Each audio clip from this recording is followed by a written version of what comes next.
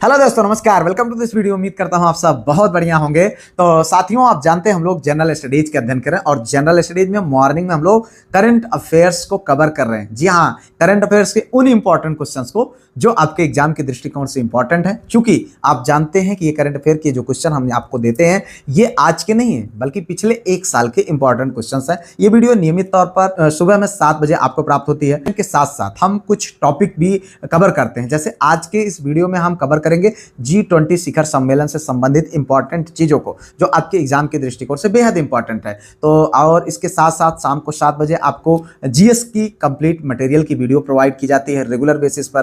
तो अगर आप चाहते हैं जो कुछ भी मैं पढ़ाता हूं बोलता हूं सब कुछ लिखे हुए फॉर्म में मिल जाए। इसके अतिरिक्त हम टेस्ट कराते हैं, सप्ताह में 3 टेस्ट होते हैं। तो अगर आप चाहते हैं कि ये सारा कुछ आपको मिल जाए जिससे आपके जीएस वाले पार्ट की बेहतरीन तैयारी होती जाए, तो आप हमारे नंबर 9565272442 नंबर पर व्हाट्सएप के माध्यम से कांटेक्ट कर लें। ये श्रृंखला आपके लिए, अगर आप किसी भी तरीके से तैयारी कर रहे हैं तो बेहद इंपॉर्टेंट है, इसलिए आप इनसे जरूर जुड़ें। आइए वीडियो को शुरू करते हैं। यहाँ पर लेते हैं भैया पहला क्वेश्चन है, who is the author of the book India's economy from Nehru to Modi. देखें इंपॉर्टेंट भाई, क्या एक पुस्तक है जिसका नाम, उस पुस्तक का नाम क्या है? India's economy from Nehru to Modi. इसको किसने लिखा है? पुस्तक के लेखक कौन है? संजय बारू, विमल जालान, पुलाप्रे, बालकृष्णन, मोंटेक सिंह आहलूवालिया।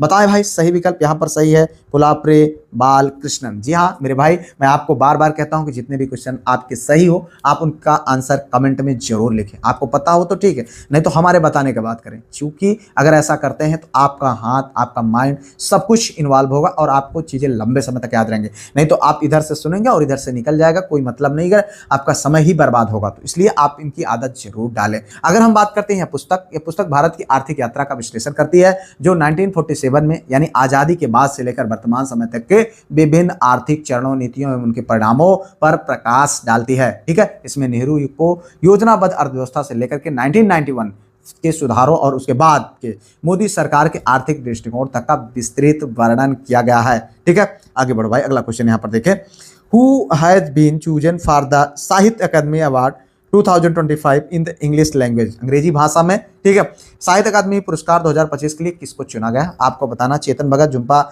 लाहिड़ी, नवतेज सरना, किरण देसाई। मेरे भाई, आपके लिए इन क्वेश्चन को तैयार करने के लिए हम बेहद मेहनत करते हैं। ठीक है, तब जाकर के हम आपको 2-2 वीडियो और सब कुछ कंप्लीट मटेरियल, पूरा फैक्ट सब कुछ करके तब हम आपको दे पाते हैं। इसके लिए हम बेहद मेहनत करते हैं और मैं चाहता हूं कि आप लोग इसमें जरूर सहयोग करें। तो कम से कम आप वीडियो को लाइक, चैनल को सब्सक्राइब, हाइप, शेयर आप इनको जरूर क्या करें, अपने स्टेटस पर लगाएं। ठीक है, तो और इसके साथ साथ अगर आपने पीडीएफ ग्रुप नहीं ज्वाइन किया है तो जरूर ज्वाइन करें। आप जानते हैं मैं एक जो है गवर्नमेंट एम्प्लॉय हूं, मेरा कार्य है। ठीक है, उसके बाद भी अगर मैं आपके लिए इतना कर रहा हूं तो ये आपका फर्ज बनता है।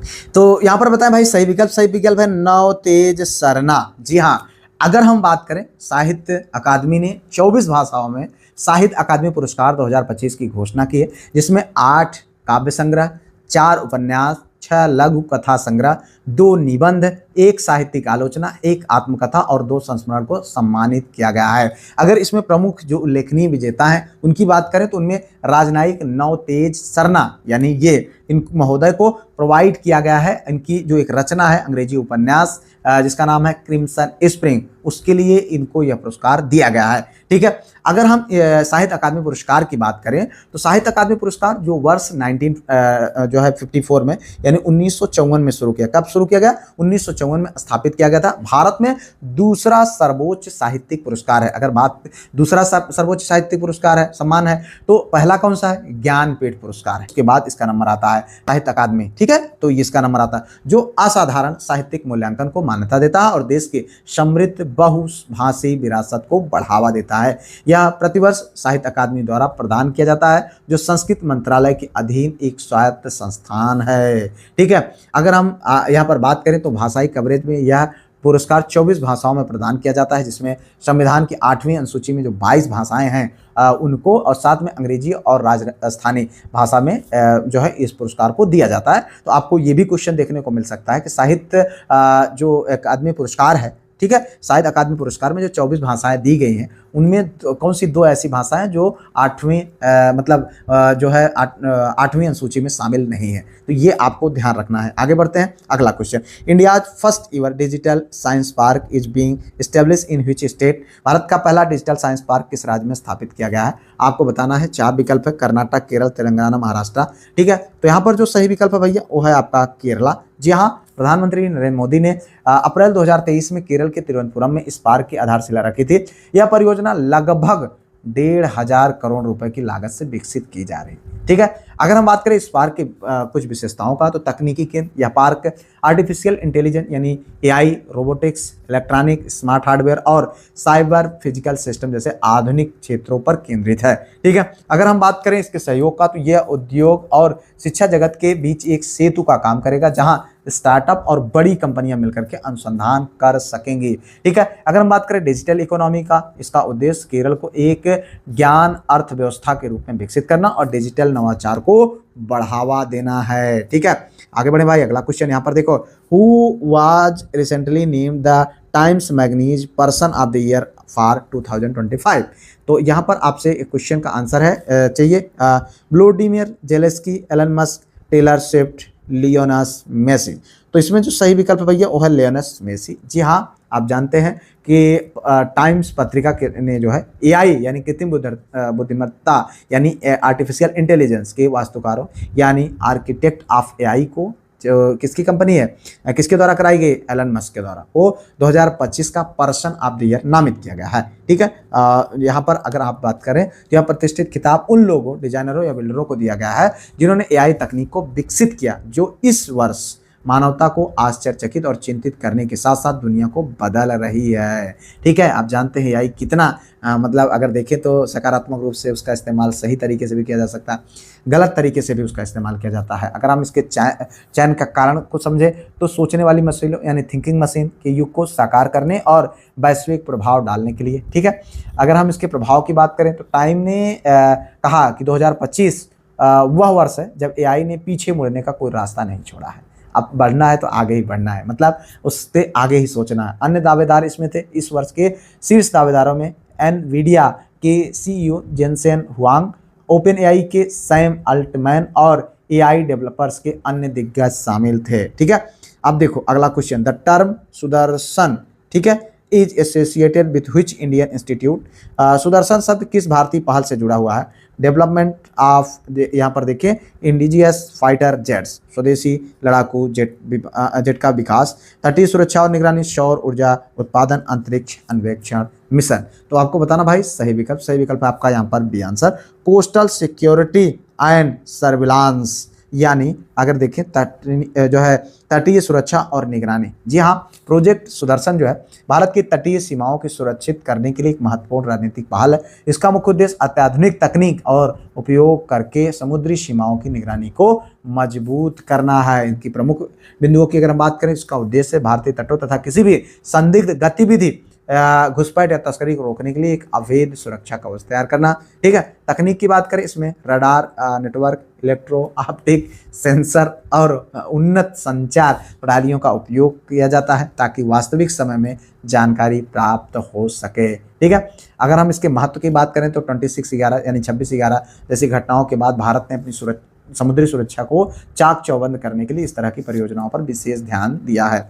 आगे बढ़ते हैं भाई, यहाँ पर अगला क्वेश्चन देखें, यहाँ पर जो यह है खांगचेत-जोंगा राष्ट्रीय उद्यान हाल ही में खबरों में था। यह किस भारतीय राज्य में स्थित है? अरुणाचल, सिक्किम, उत्तराखंड, हिमाचल। तो आपको बताना भाई सही विकल्प। यहाँ पर देखें तो ये जो सही विकल्प है भैया वो है सिक्किम। जी हाँ, हम अगर बात करें तो खांगचेत-जोंगा, गजब नाम है यार, राष्ट्रीय उद्यान भारत के सिक्किम राज्य में स्थित है। ठीक है, यह राष्ट्रीय उद्यान और बायोस्फीयर रिजर्व अपनी प्राकृतिक सुंदरता और जैव विविधता के लिए विश्व प्रसिद्ध है। इसका नाम कंचनजंगा पर्वत शिखर के नाम पर रखा गया, जो दुनिया की तीसरी सबसे ऊंची चोटी है। इसी उद्यान के भीतर जो कि स्थित है। अगर हम बात करें इसकी प्रमुख विशेषताओं का, तो यूनेस्को विश्व धरोहर स्थल 2016 में इसे यूनेस्को द्वारा भारत के पहले और एकमात्र मिश्रित धरोहर स्थल के रूप में मान्यता दी गई है। इसका अर्थ यह है कि प्राकृतिक और सांस्कृतिक दोनों दृष्टियों से यह क्या है, बहुत ही महत्वपूर्ण है। ठीक है, जीव जंतु यहाँ पर अगर हम बात करें तो हिम तेंदुआ और हिमालय तहर, कस्तूरी मृग और लाल पांडा जैसे दुर्लभ वन्यजीव पाए जाते हैं। ठीक है, तो आगे यहाँ पर देखें सांस्कृतिक महत्व की अगर हम बात करें तो सिक्किम के स्थानीय लोगों के लिए यह पर्वत उद्यान अत्यंत पवित्र माना जाता है, जिसमें कई पौराणिक कथाएं और अनुष्ठान जुड़े हुए हैं। ठीक है, इतना आपको इस क्वेश्चन संबंधित जानना चाहिए भैया। आगे बढ़ते हैं भैया, अगला क्वेश्चन यहाँ पर देखो, who was recently elected as the new director general of the World Health Organization, यानी WHO की जो है यहाँ पर देखिए हाल ही में विश्व स्वास्थ्य संगठन के नए महानिदेशक के रूप में किसे चुना गया है। देखिए यहाँ पर टेड्रोस एडनोम घेब्रेयेसस, नाम तो याद करे लायक है, रटा लायक है, Antonio Guterres, Kristalina Georgieva, Davis Malpass, तो सही तो यही है। ठीक है, टेड्रोस जो है यहाँ पर टेड्रोस एडनोम घेब्रेयेसस, अब इनके घर वाले कैसे नाम लेके बुलाते होंगे यार, अजीब नाम रख दिए हैं। ठीक है, तो यहाँ पर देखो भाई जो सही विकल्प ये यही है, डॉक्टर टेड्रोस। ठीक है, ये इथोपिया के नागरिक हैं, इथोपिया वाले ऐसा नाम थोप दिए हैं इन्होंने। अगर हम बात करें इन्हें 2022 में विश्व स्वास्थ्य सभा द्वारा दूसरे 5 साल के कार्यकाल के लिए फिर से चुना गया था। वह WHO का नेतृत्व करने वाले पहले अफ्रीकी व्यक्ति हैं। ठीक है, बात अगर करें एंटोनियो गुटेरेस का, तो ये भैया संयुक्त राष्ट्र संघ के महासचिव हैं। ठीक है, और उसके बाद यहाँ पर क्रिस्टियाना जॉर्जिवा की बात करें, ये हैं ये अंतर्राष्ट्रीय मुद्रा कोष यानी IMF की प्रबंध निदेशक हैं। और डेविड मालपास की बात करें तो ये विश्व बैंक के पूर्व अध्यक्ष हैं। ठीक है, वर्तमान में अजय बंगा विश्व बैंक के अध्यक्ष हैं। तो इतना आपको इस क्वेश्चन संबंधित जानना चाहिए। अब हम बात करेंगे WHO से।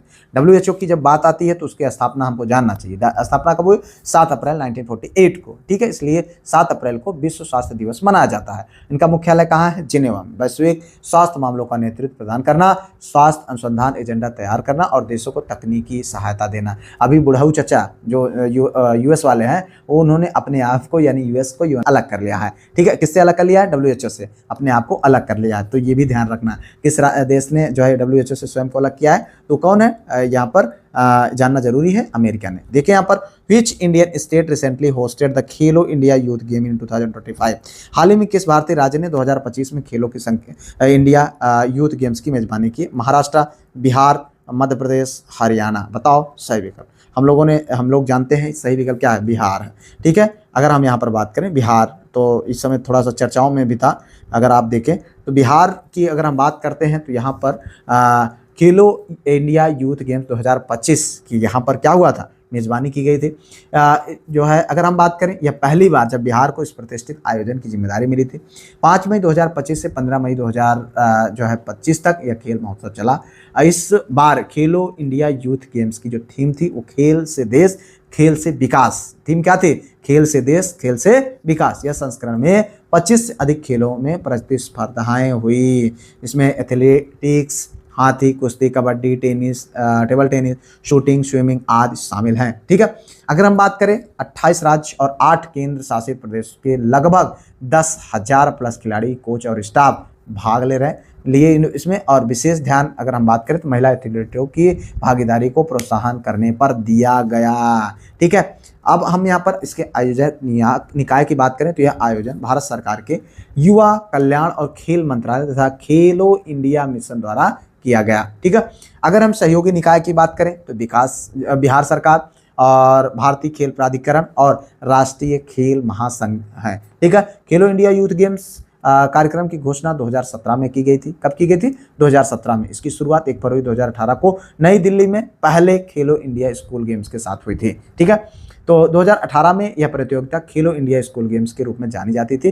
2019 में इसका नाम बदल करके खेलो इंडिया यूथ गेम्स कर दिया गया। तो ये भी फैक्ट जाना चाहिए। ठीक है, अब हम यहाँ पर आगे बढ़ते हैं। कुछ प्रमुख G20 से संबंधित यानी ग्रुप 20 से संबंधित मुख्य और प्रमुख शिखर जो सम्मेलन हुए उनके बारे में। G20 का आधार और संरचना सबसे पहले बात करेंगे। इसकी स्थापना 26 सितंबर 1999 को G7 के विदेश मंत्रियों द्वारा किया गया था। ठीक है, जिसमें आप बात करें G20 यानी ग्रुप ऑफ 20 कंट्रीज। इसका मुख्यालय की अगर जब हम बात करते हैं तो कोई अस्थायी मुख्यालय नहीं है, सचिवालय इसका कोई नहीं है। ठीक है, इसमें एक नया सदस्य जुड़ा जो इसका नाम क्या है? अफ्रीकी संघ भारत की अध्यक्षता के दौरान अस्थायी सदस्य बन गया। और ये अब क्या हो गए? ग्रुप 20 नहीं, ग्रुप 21 हो गया। ठीक है, और यहाँ पर बात करें G20 ट्रोइका 2024, भारत, ब्राजील, दक्षिण अफ्रीका इसके अंतर्गत आते हैं। अगर हम बात करें प्रथम शिखर सम्मेलन की तो कब हुआ, 2008 में हुआ और वाशिंगटन DC USA में हुआ था। ठीक है, अगर 2023 में जो 18वां शिखर सम्मेलन की बात करें कहाँ हुआ, हमारे देश भारत में। ठीक है, नई दिल्ली में भारत मंडपम, खूब शोर शराबा हुआ था, आप उसको याद रख सकते हैं। तो वसुधैव कुटुंबकम, यहाँ पर अभी देखें ये थीम बहुत ज़्यादा इंपॉर्टेंट थी, अभी आपके GIC LT ग्रेड में ये थीम क्वेश्चन पूछा गया है, इसीलिए हम यहाँ पर इसको शामिल कर रहे हैं। तो वसुधैव कुटुंबकम यानी one earth one family one future, ठीक है, ये शामिल किया गया। अब यहाँ पर बात करें अगर 2024 में 19वां शिखर सम्मेलन कहाँ पर हुआ था, ब्राजील में के रियो डी जेनेरियो में, और 25 का ये हुआ भैया 20वां शिखर सम्मेलन दक्षिण अफ्रीका में आयोजित हो गया, हो गया। ठीक है, तो इतना आपको इस क्वेश्चन संबंधित जानना चाहिए जो आपके लिए बेहद इंपॉर्टेंट है। मेरे भाई उम्मीद करते हैं ये वीडियो आपको बहुत अच्छी लगी होगी और आपके लिए बहुत हेल्पफुल साबित होगी। तो अगर आप चाहते हैं PDF और टेस्ट क्विज सब में पार्टिसिपेट करना तो ये नंबर 9565272442 नंबर पर कॉल व्हाट्सएप के माध्यम से जुड़ना बिल्कुल भी ना भूलें। ठीक है, फिलहाल मिलते हैं किसी और वीडियो में किसी और टॉपिक पर, तब तक के लिए जय Hind, Vande Mataram, best of luck.